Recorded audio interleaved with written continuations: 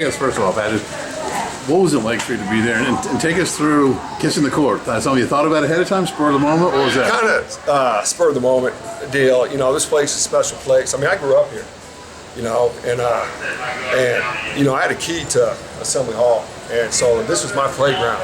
And the visitor locker rooms are still shitty from when I was a young kid. I used to play in that locker room. They haven't changed the carpet yet.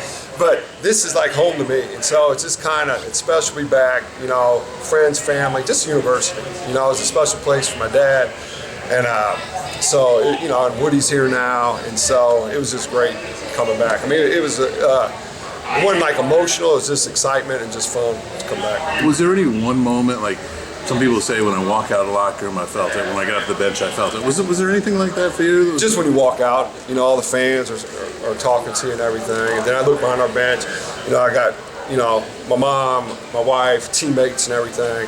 And so it was great. I couldn't ask, you know, besides the outcome, but I just couldn't ask for a better, you know, situation tonight. You know, it was special coming back. You on one end of the court, Woody on the other. What do you think your dad would have thought about that moment? Oh, he'd have loved it. Yeah, I mean, you know, Woody's one of his all-time favorites, and one of the greatest players here. And then you got Cobber down there. You know, we tried recruiting Jordy, but we were too far away down at Texas Tech, and I don't blame him. But so it's just been special to see. You know, you got Dr. Rink, Tim Garl, just everybody, Scott Dolson, and so you know, I think he's looking down and enjoyed the moment. You know, I think it was just special tonight. I think as an opposing coach, how do you kind of grade Indiana's performance? Obviously, a new team, a lot of new players, figuring some things out. But yeah, I mean, it's great for me. And I was just hoping, I mean, we were trying everything, but we're young and undersized. But I know these, especially the transfers, because I scouted them the last couple of years, you know, out west. And I really like this team, you know, the personality. And one thing you learn scouting, it's not just their talent. And these kids, I know for a fact, their intel's off the charts, not just basketball, but as human beings. And I think that's very important when you have talent and you got good people off the court, their work ethic. And I told Woody when they signed these three kids, because I mean, I saw them a bunch last year and Ballo, you know, the year before. And I think this team's going to be very good, you know, not just because of their talent, but because they have the right mindset. And, you know, Woody coaches them hard, and these kids take hard coaching. And they came from good programs here. And so I think, you know, they got shooting, they got guys that can drive, they got mid-range, you know, and then, you know, they got size inside. They have everything they need, you know, from the standpoint of having a good year.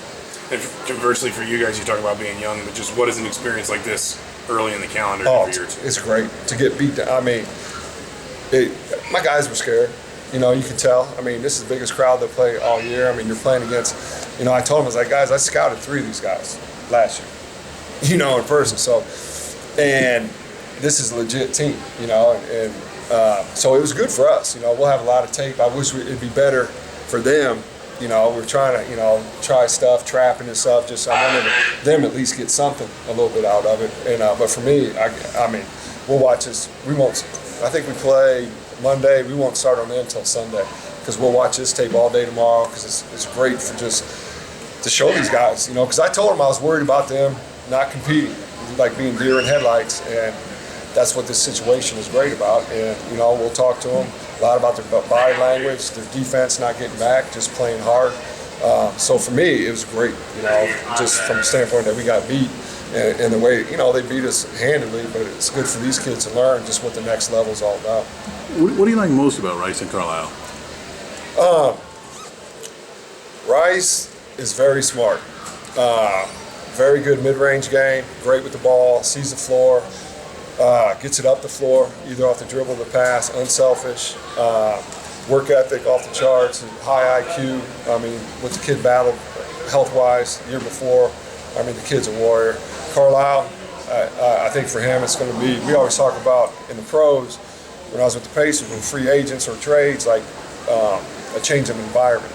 And I think that the change of environment is going to be great for Carlisle. I mean, you're talking about a kid that's McDonald's All-American, great athlete, can really shoot the ball. And I think he just fits in better here with Woody. And then, you know, his intel, honestly, was unbelievable. Great kid, good student, and good work ethic. How weird Oh was it? shit!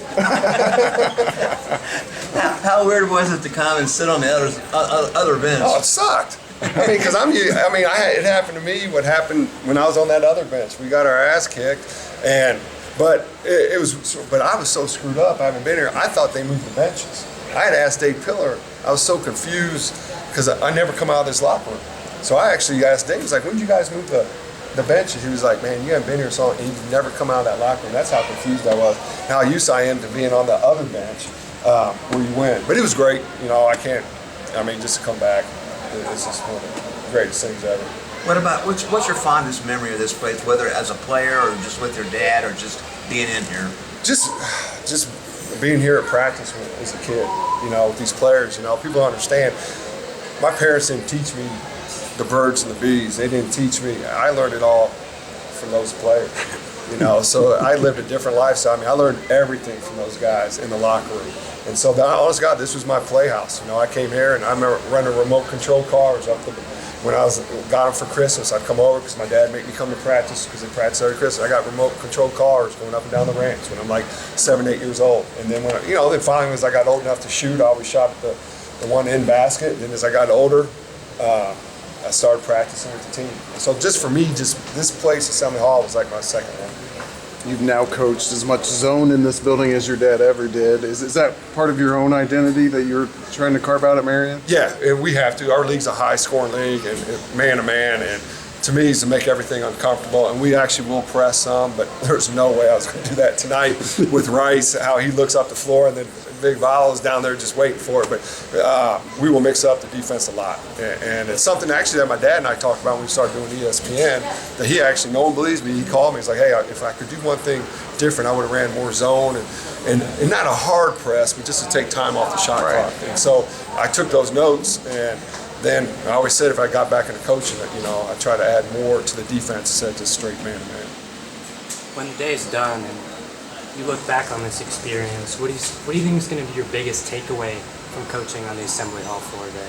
Oh, just tonight. I mean, it's the anniversary of my father. 1 year anniversary of my father passing away. And just the warm welcome, and then just friends and family were able to see our team play, and just for my team to come through here to see this and be part of this crowd and go against a good team.